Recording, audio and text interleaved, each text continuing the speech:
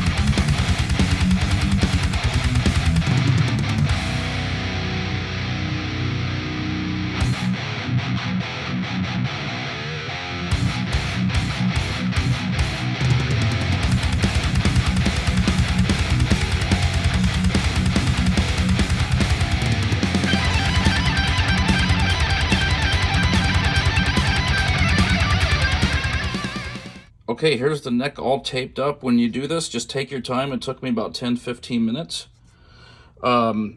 Use a brand new razor blade so it's nice and sharp. Don't cut too hard into the tape. All you want exposed is the frets, because we're going to take it over to my little bench buffer wheel, and this is going to polish it out. We're going to put some more rouge on it, and all we're going to do is just polish these frets up at the, that's all we're doing. So the tape, if you can see all this black stuff, this will stain the binding and the frets, and we don't want to do that. So that's why we're putting all this tape on there. All right, let's get this to the buffing wheel and see how this works out.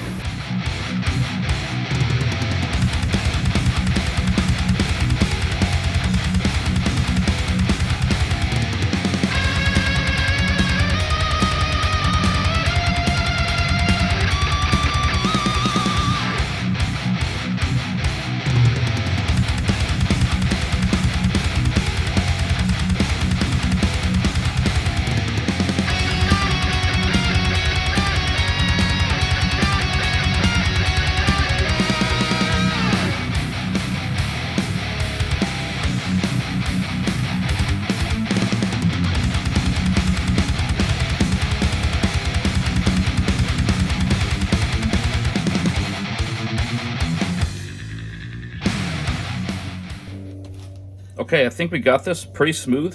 at least smooth enough. It doesn't have to be perfect. This is just to take off the sharp edges. It will be still a little gritty, but nowhere near as bad as it was. So now we're gonna, before we take the tape off, we're gonna clean the frets, and do not use oil. I don't want any oil to get under the tape onto the neck or fretboard, because you can't get that out. So we're just using water and a paper towel, because I might dye the fretboard, so I don't want any oils getting on it. So before we take the tape off, we're going to clean these frets the best we can.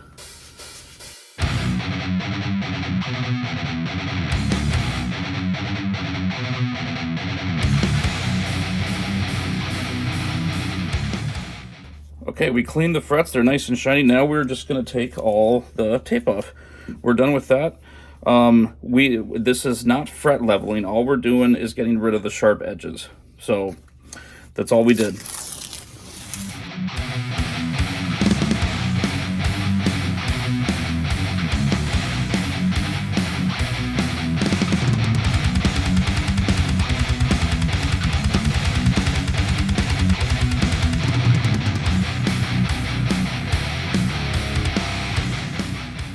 Okay, there's still a little sharpness on the top areas. They're pretty rounded. I'm going to take some 600 grit sandpaper.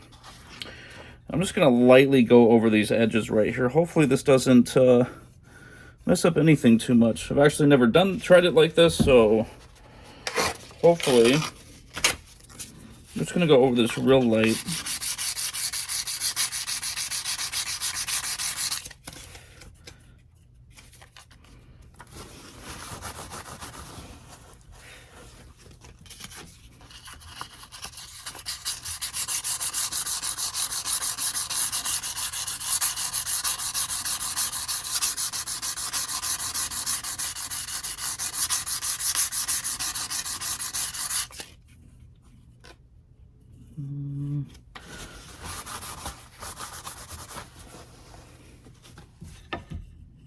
Can't tell if that's really doing anything. Okay, the neck is done for now. It's still a little gritty. It's not bad. It's not freaking horrible. It's not horrible, but it's not great. The polishing did help a little bit. I'm not going to worry. I can always take this somewhere and have someone actually file it down. I'm not going to go crazy. I do wish it was a little bit smoother. Again, it's not horrible. This is a tool I did make a long time ago. It actually took me a little while. This is just an aluminum ruler or straight edge. You can get these really cheap at Harbor Freight. And what you can do is you're going to grind out grooves. And what this is going to do is this is going to help you see if this neck is straight. Let me get it on here. You're not really going to be able to tell too much from the video camera, but each one of those grooves is going to sit over a fret. And you want to like put this up against like a whiteboard, like something like that, or even the sun. And so I've got the neck. You can see if you put the ruler on here, it's perfectly straight. The ruler is not wobbling or teetering on any fret. And I got this just about as perfectly straight. And I'm gonna do it like that because once I glue it, once the guitar is all done, always start with a straight neck. Once you get the strings on there and pull it, it will probably give it a natural bow. And then we'll go from there. But for now, get the neck as perfectly straight as you can. Now, I think that's pretty much it. Now we're gonna glue it to the body. I'm gonna let the neck sit inside the house for about 30 to 45 minutes and let it reacclimate to the inside temperature, which we keep the house at 76 degrees. It's like 50 out here, so I don't want to glue it yet. I'm gonna let this reacclimate to the temperature, and then we'll glue it.